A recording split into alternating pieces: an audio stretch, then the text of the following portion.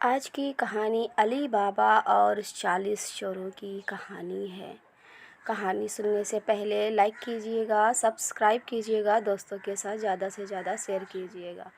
बहुत साल पहले पर्सिया के एक शहर में एक व्यापारी रहता था। दो बेटे कासिम और चुने हुए। उसका व्यापार अच्छा चल रहा था, लेकिन कुछ ही समय बाद उसकी मृत्यु हो गई। जिसके बाद बड़े बेटे कासिम लालची था। उसने सारे व्यापार पर कब्जा कर लिया और घर से निकाल दिया। जिसके बाद और उसका बीवी दूसरे स्थान पर रहने और दुखी जीवन जीने लगा। सिक्किम में लकड़ियां काट कर बेचता था और अपनी बीवी और बच्चों का पालन पोषण करता था। यह सब ऐसे ही चल रहा था कि एक दिन जंगल में लकड़ियां काट रही थी तो उसने 40 घुड़सवारों को जंगल में देखते हुए देखा कि वह एक पेड़ के पीछे छिप कर गया, जिससे वह उस गुफा में ही बंद हो गया। और कुछ देर बाद 40 चोर अंदर आए और दरवाज़ा खोला तो उन्हें कासिम मिला। उनका पता चुप था कि वह अपना खजाना ग्रहण कर लिया है, तो उन कासिम को मार दिया और उसकी लाश को वहीं छोड़कर चले गए। जब बहुत देर तक कासिम नहीं आया तो कासिम की बीवी के घर गई और पूरी बात बताई। तब उसे ढूंढने के लिए गुफा के अंदर उसे कासिम की लाश मिली, जिससे वह बहुत दुखी हुआ और उसकी लाश को अपने साथ खच्चर पर लाद कर ले आया। यह बात किसी और को पता नहीं चली, जिससे कासिम की मौत से हुई यह बीमारी घुल गई। कासिम की याद में कुछ समय बाद उसकी बीवी भी मर गई। गुफा के अंदर जाकर देखा कि गुफा में बहुत सा सोना चांदी जवाहरात और सोने के सिक्के रखे हुए थे। वह सब देखकर बहुत खुश हुए। उसे समझ में आ गया था कि सभी चोर अपनी चोरी करते हैं और लूट का माल उस पहाड़ी के चोटी में छिप जाता है। उसने कुछ सोने के सिक्के एक पोटली में और बंद हो जा सिमसिम बोलकर उस गुफा का दरवाज़ा बंद करके वहाँ से आया। उसने यह पूरी बात अपनी बीवी को बताई और उसने सिक्के दिखाए। उसकी बीवी बहुत खुश हो गई। निर्वाचित ने अपनी बीवी को सोने के सिक्के गिनने के लिए अपने बड़े भाई कासिम के घर जाकर तराजू लाने के लिए कहा और किसी को इसके बारे में नहीं बताया। सितारे की बीवी तभी कासिम के घर गई और उसकी बीवी से तराजू अनाज खाने के लिए मांगा। कासिम की बीवी बहुत चालाक और थी और उसको शक कि इन परतों के पास इतना अनाज कहाँ से आया। तब उसने तराजू के नीचे थोड़ा सा गोंद उसे दे दिया। रात को चुना और उसकी बीवी ने सोने के सिक्के तोले और सुबह कासिम की बीवी को तराजू देकर लौटा दिया। कासिम की बीवी ने जब फ्लेटों को अलग करके देखा तो उसमें एक सोने का सिक्का मिला हुआ था। उसने यह बात अपने पति को बताई। यह बात सुनकर कासिम अपने भाई के पास गया और उसकी सहानुभूति दर्शाता है कि उससे सारा राज जान लिया है। चुने हुए से उसे पूरी बात बताने के साथ ही दरवाज़ा खोलने के लिए खुफिया शब्द खुल जा सिमसिम भी बताया। कासिम यह सब जानकर अपने साथ कुछ खच्चर को लेकर उसी पहाड़ी के पास से गुजरा। उसने खुल जा सिमसिम बोला और दरवाज़ा खुल गया, जिसके बाद वह अंदर चला गया।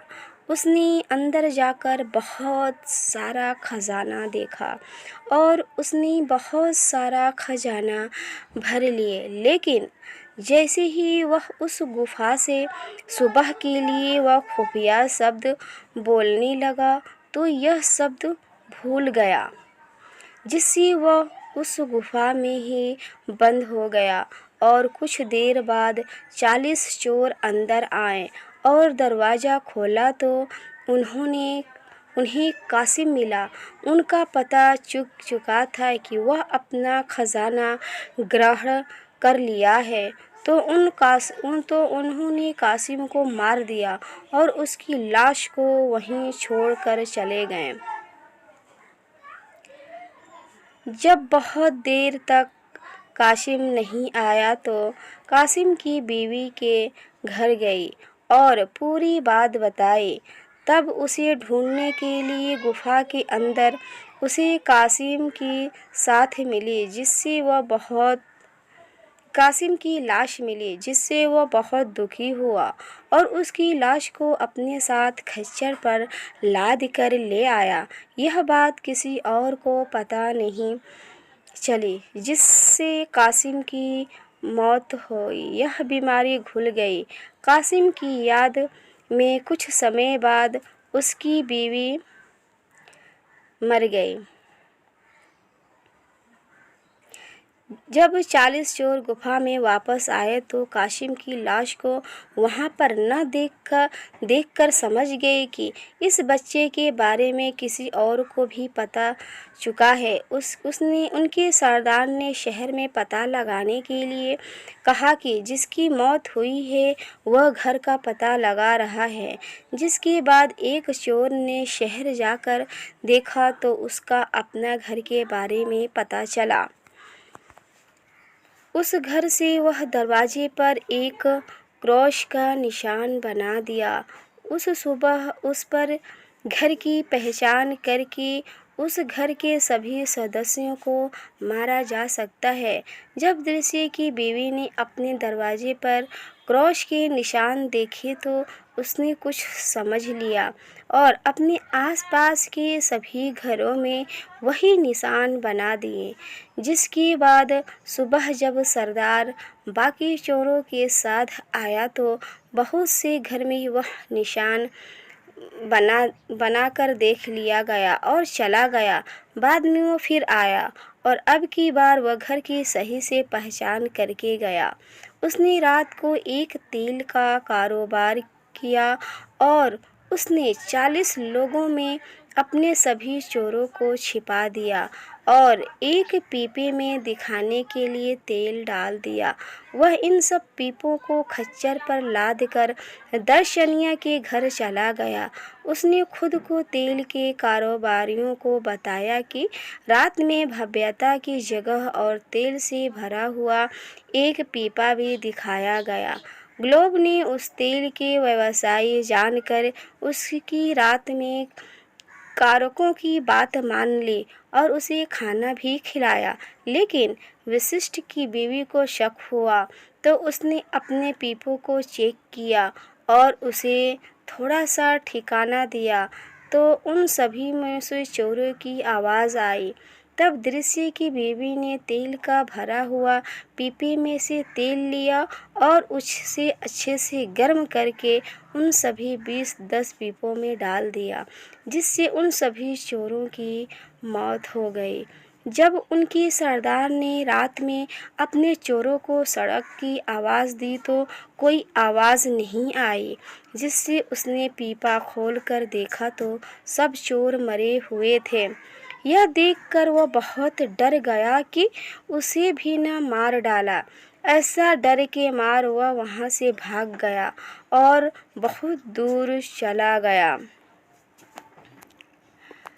सुबह चूनी की बीवी ने पूरी बात को बताया।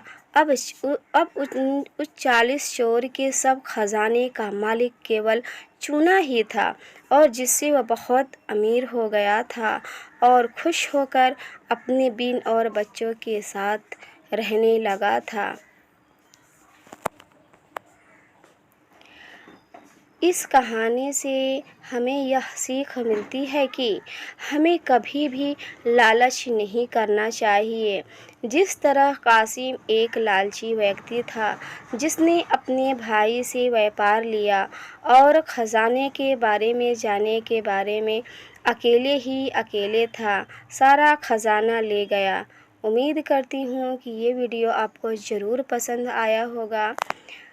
इस ऐसे ही वीडियो लेकर के हम दोबारा आएंगे। तब तक के लिए बाय बाय, अल्लाह हाफिज़। दुआओं में याद रखिएगा।